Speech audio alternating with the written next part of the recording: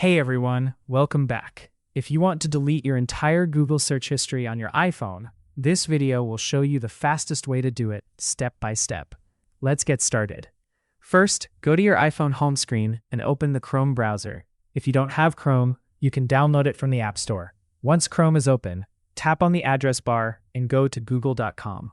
Make sure you're signed in to your Google account, otherwise this won't work. Now, tap on your profile icon in the top right corner. From here, select Search History. This will open your Google Activity page where all your searches are stored.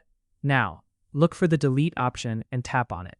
You'll see multiple options, but to remove everything, tap on Delete All Time. Make sure all data is selected, then tap Next. After that, confirm by tapping Delete or Yes. And that's it. Your entire Google search history is now permanently deleted.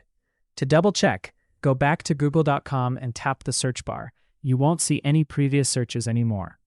Outro. If this video helped you, don't forget to like, comment, and subscribe for more quick and useful tutorials. Thanks for watching, and I'll see you in the next one.